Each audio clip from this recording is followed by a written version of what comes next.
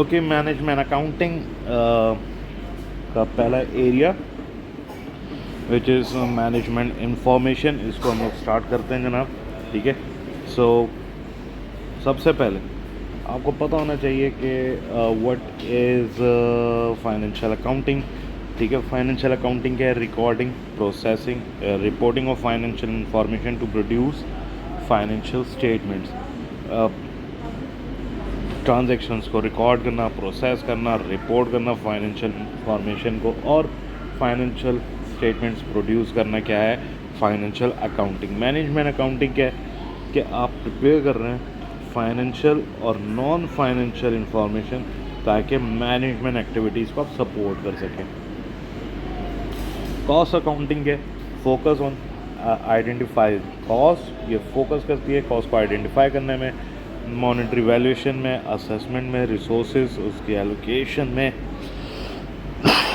और ये management accounting का फंक्शन भी है। ठीक है। अच्छा जनाब, आगे बढ़े।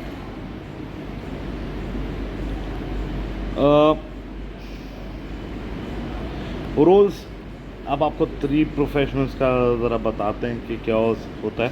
ठीक है। फॉर एग्जांपल ये मिस आयशा हैं। Miss Ayesha as an cost accountant काम करती हैं एक लार्ज फर्नीचर कंपनी में। इनका रोल क्या है या इनका काम क्या है कि जी कॉस्ट ऑफ प्रोडक्ट्स इनको रिकॉर्ड करनी होती है और सर्विसेज की। ठीक है। और ज़ाहिर है ये फाइनेंशियल इंफॉर्मेशन की ही टाइप है। Cost furniture company 4 different chairs बनाती है। आयशा को कहा जाता है कि जी वो रिकॉर्ड करें cost to produce each type of tyre, के हर टायर की टाइप ऑफ टायर पे क्या कॉस्ट लग रही है।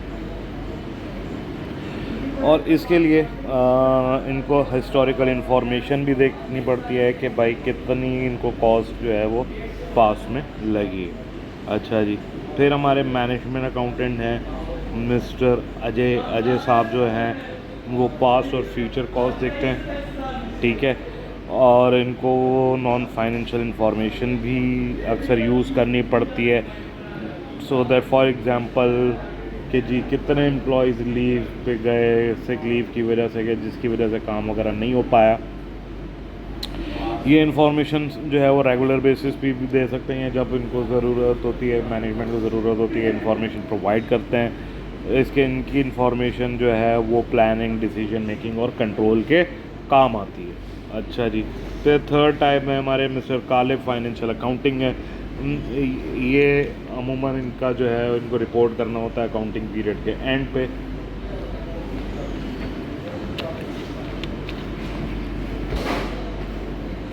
फाइनेंशियल अकाउंट जो ये प्रिपेयर करते हैं ड्यूरिंग द पीरियड के जी स्टेट ऑफ अफेयर्स किस तरह रहा है। मोस्ट ऑफ द इंफॉर्मेशन जो ये डील करता है फाइनेंशियल डाटा की वो बेस होती है पास इंफॉर्मेशन पे।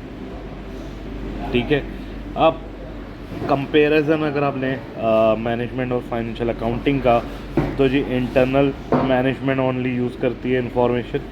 मैनेजमेंट अकाउंटिंग फाइनेंशियल अकाउंटिंग की information shareholders, managers, banks, creditors, government, ये सब यूज़ कर सकते हैं। ठीक है। रिक्वायरमेंट जो है इसकी रिक्वायरमेंट वॉलेंट्री है मैनेजमेंट अकाउंटिंग की।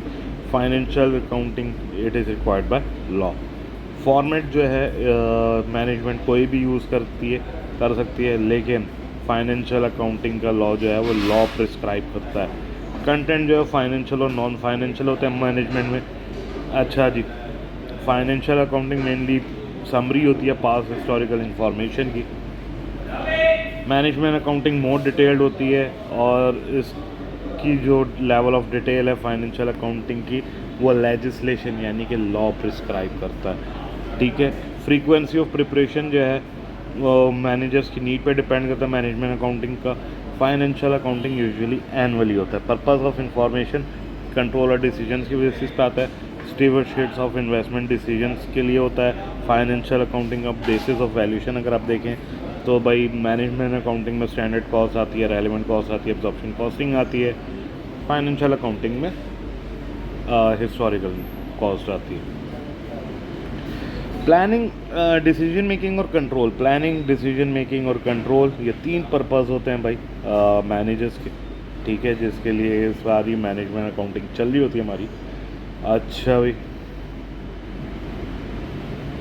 अब दूसरा सिनेरियो,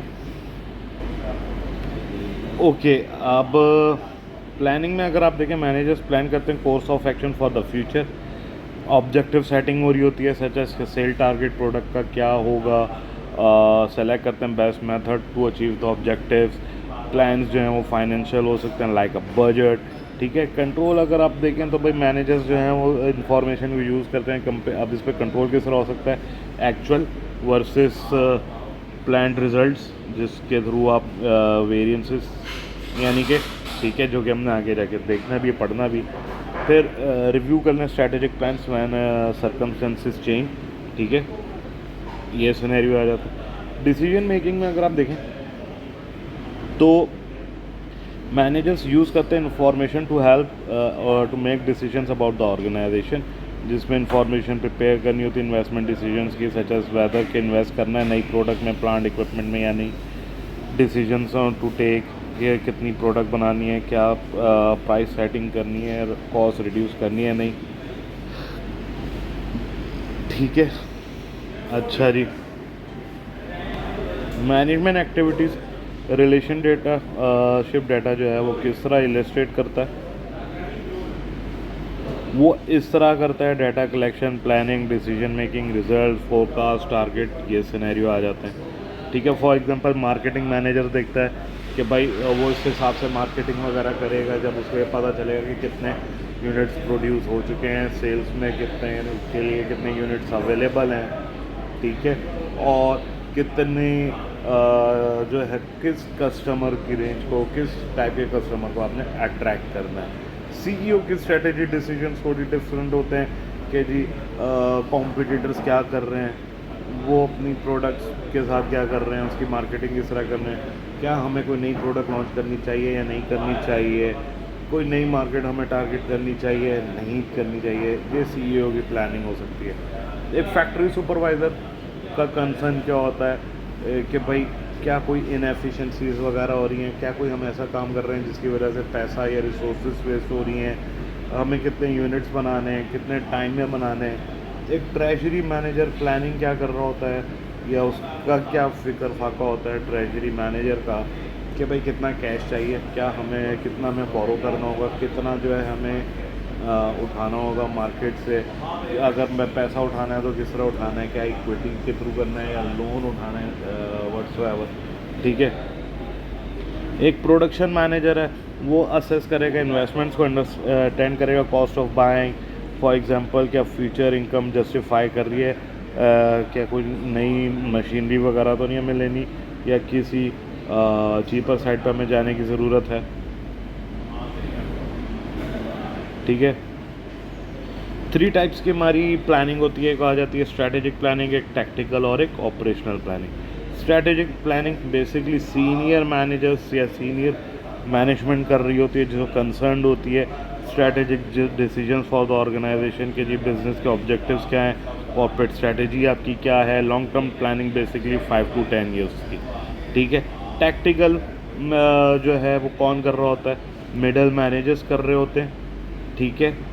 इसमें इन्वॉल्व होती है डेवलपिंग प्लान्स, मीडियम टर्म, साल 2 साल के, ठीक है।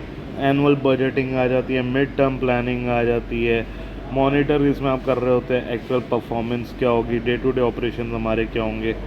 फिर ऑपरेशनल हमारे पास सिनेरियोज आ जाते हैं कि जूनियर मैनेजर्स या जो सुपरवाइज़र्स हैं ऑपरेशनल मैनेजमेंट को किस तरह लेके चलेंगे, short term detail day to day operations किस तरह होंगे, लोएस्ट लेवल ऑफ मैनेजमेंट के सिनेरियोज इसके अंदर देख रहे होते हैं कि भाई कितने यूनिट्स बनने हैं, कितना मटेरियल चाहिए होगा, कितनी लेबर आवर्स चाहिए होंगे, इस तरह का सिनेरियो, ठीक है।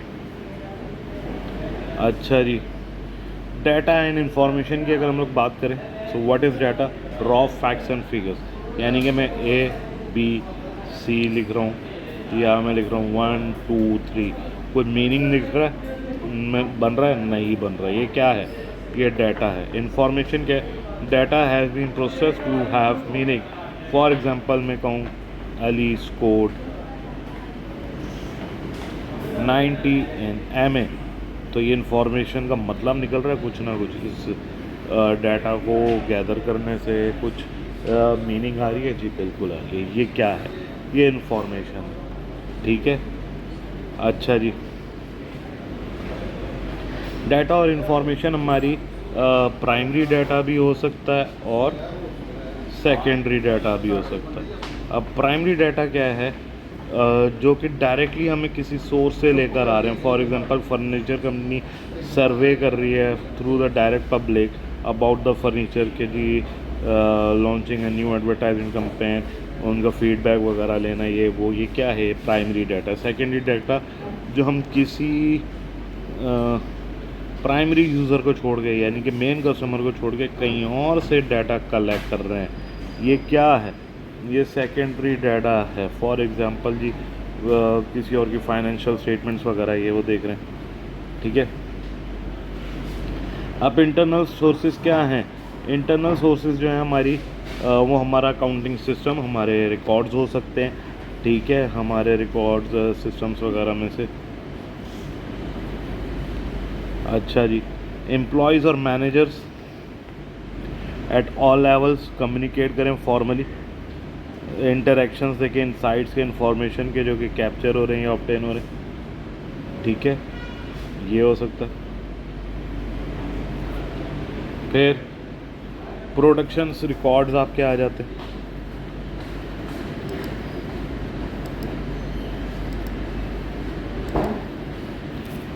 प्रोडक्शन रिकॉर्ड्स आप देख लो कि यूज़ ऑफ मटेरियल कितना रहा है, फ्यूल कितना कंज्यूम हुआ है, मशीन सेटअप टाइम्स, मशीन कितनी दफ़ा ब्रेकअप हुआ, ख़राब हुई, मेंटेनेंस कितनी ज़रूरत हुई, ये इंटरनल है।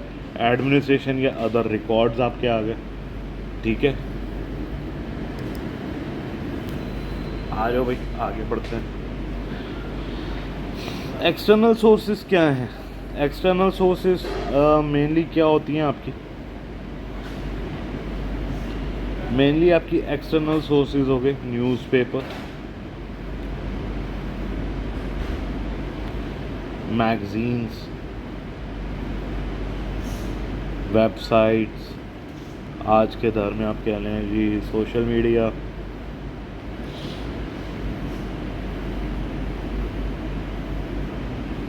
वगैरह वगैरह। ठीक है, ये आपकी एक एक्सटर्नल सोर्स आ गई। अच्छा जी, आगे बढ़ें जी। Sources of data transactional and human. 3 primary data sources हैं। एक तो मशीन सेंसर के थ्रू, ठीक है, दूसरा ट्रांजैक्शनल्स जो आपकी हो रही होती हैं, और तीसरा ह्यूमन। ठीक है, आप मशीन सेंसर डाटा जो कि डिवाइस जिसमें सेंसर्स होते हैं जो डाटा डिटेक्ट करती हैं फिज़िकल इन्वायरमेंट से, सच एज वो सेंसर्स जो कि टेम्परेचर्स वगैरह रिकॉर्ड कर लेते हैं, मोशन, लाइट्स, प्रॉक्सिमिटी वगैरह।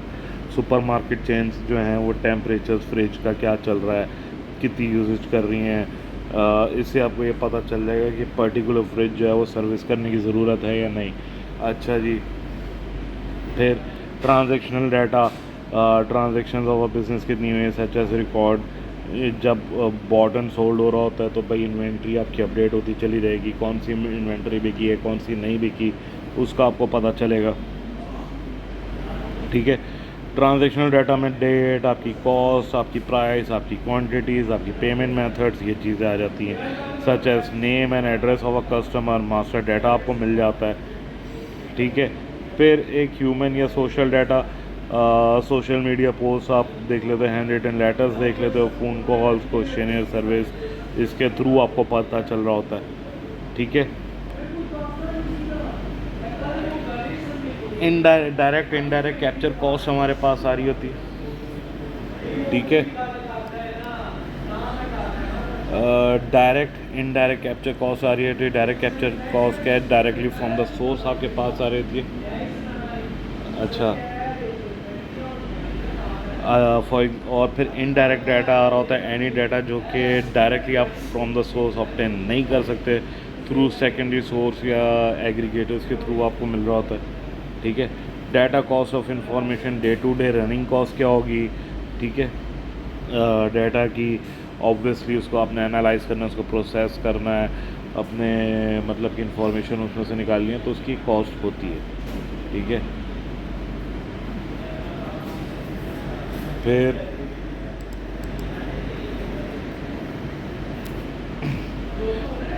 स्टोरेज कॉस्ट ऑब्वियसली, चाहे हार्डवेयर में कर रहे हो चाहे हार्ड डिस्क में कर रहे हो या एक डाटा मैनेजमेंट सिस्टम बन रहा है, इन सारों की कॉस्ट है। तो वो कॉस्ट क्या आएगी, डायरेक्ट डाटा कैप्चर कॉस्ट कितनी होगी, कॉस्ट ऑफ गेटिंग डाटा कहाँ से आपने लेना है फर्स्ट प्लेस, फिर जनाब जिसके अंदर use of process of data forms आ गया मैनुअली, OCR के थ्रू एल्गोरिथम प्रोसेसिंग, सबकी कॉस्ट है कितनी लग रही है, क्या ये आपके लिए बेनिफिशियल है भी या नहीं, ये आपने देखना है, ठीक है। फिर इनडायरेक्ट डाटा कैप्चर कॉस्ट क्या है, ट्रांजैक्शनल कॉस्ट है, यानी कि जो कि अगर हम लोगों ने किसी और से परचेज़ करा है तो उसकी हमें क्या कॉस्ट पड़ रही है, ठीक है। वेरीफाई करें रिलायबिलिटी ऑफ डाटा को, such as indirect data cost incur हो रही है। गुड इंफॉर्मेशन की हमें कुछ एट्रीब्यूट्स होते हैं, वो क्या है, वो ये एक्यूरेट, क्या भाई आप देखें, accurate, A for accurate information जो कि मैनेजर्स को आप दे रहे हो उसके अंदर सिग्निफिकेंट बड़े बड़े एरर्स ना हो, छोटी मोटी हो जाती है कभी कभी वो अलग बात है, लेकिन एरर्स फ्री हो, कंप्लीट इंफॉर्मेशन हो, कुछ मिसिंग ना हो, कॉस्ट इफेक्टिव हो। भाई मुझे कॉस्ट इंफॉर्मेशन से फ़ायदा होना है 100 का, ठीक है, कॉस्ट पड़ रही है उस इंफॉर्मेशन की 110, फ़ायदा कोई नहीं है, इससे कम ही होनी चाहिए 100 से। अच्छा भाई, यूज़र टारगेटेड हो, भाई जिसके लिए इंफॉर्मेशन बनाई है स्पेसिफिक यूज़र के लिए उससे रिलेटेड हो, ठीक है। रेलेवेंट हो, भाई MA का पेपर पढ़ रहे हो तो MA की इंफॉर्मेशन होनी चाहिए, FA की ना हो। अच्छा जी, अथॉरिटेटिव होनी चाहिए, टाइमली होनी चाहिए, भाई पेपर देना 3 महीने बाद आपको इंफॉर्मेशन मिले 5 महीने बाद फ़ायदा कोई नहीं है, ठीक है। ईज़ी टू यूज़ हो, आपके समझ में आए, ऐसा ना हो कि बहुत मुश्किल हो जाए आपके बात समझ में ही ना आए, ठीक है। फिर हम आगे बात करते हैं overview of big data, collection of data जो कि इंक्रीज़ करता है ओवर टाइम, वॉल्यूम, वैरायटी। अब इसके अंदर 3 चीज़ें आ जाती है, वॉल्यूम, वैरायटी एंड वेलोसिटी, ठीक है। Value, velocity, veracity and variety, ये हैं एस्पेक्ट्स बिग डाटा के, ठीक है। वॉल्यूम क्या है, द अमाउंट, कितनी ज़्यादा ट्रांजेक्शन्स वगैरह हैं, ठीक है। वेलोसिटी के किस स्पीड से डाटा आपके पास आ रहा है, वैरायटी कितने टाइप किस टाइप का डाटा आ रहा है, पिक्चरल फॉर्म में आ रहा है, वॉइस की फॉर्म में आ रहा है, वीडियो की फॉर्म में आ रहा है, रिटन आ रहा है, किस लैंग्वेज में आ रहा है, वगैरह वगैरह। वेरासिटी के quality relating to accuracy and truthfulness of the information. Value, क्या उसकी वैल्यू है, कितना उससे आपको बेनिफिट वगैरह होगा, ठीक है। अच्छा जी, structure and unstructured data, structured data जो कि स्टोर्ड होता है within defined fields, numerical tags, date वगैरह, ठीक है। मॉडल ऑफ टाइप्स इसकी ज़रूरत होती है इसमें। अनस्ट्रक्चर्ड डाटा जो है उसका कोई प्री डिफाइंड डाटा मॉडल नहीं होता, कोई शेप, कोई साइज़ वगैरह नहीं होती, जैसे कहीं पे भी घुसा लिया, जैसे कि सोशल मीडिया पे कोई स्ट्रक्चर्ड मॉडल वगैरह नहीं है, ठीक है। Use of big data by organisation अगर देखा जाए तो प्रोसेस जो है वो ड्राइव होता है through meaning from data. Organisation strategy जो है वो यूज़ होती है to simulate different scenario rapidly. इसमें आ रहे होते हैं customer satisfaction, forecasting, demand, preferences क्या हैं, हैबिट्स क्या हैं, A to Z, ये सारी चीज़ें बिग डाटा रिकॉर्ड कर रहा होता है। प्रॉब्लम्स क्या हैं बिग डाटा के साथ, रेलेवेंट और ट्रस्टवर्दी है या नहीं पता। बिग डाटा टेक्नोलॉजी जो है वो कॉन्स्टेंटली इवॉल्व हो रही है, अभी तक एक जगह पे आके रुकी नहीं है। इसके एनालिस्ट वगैरह ढूंढने कोई आसान बात नहीं है। सिक्योरिटी एंड प्राइवेसी मेंटेन करना इसकी कॉस्टली होती है और इसकी रेगुलेशंस वगैरह बहुत हैं। फाइनली जी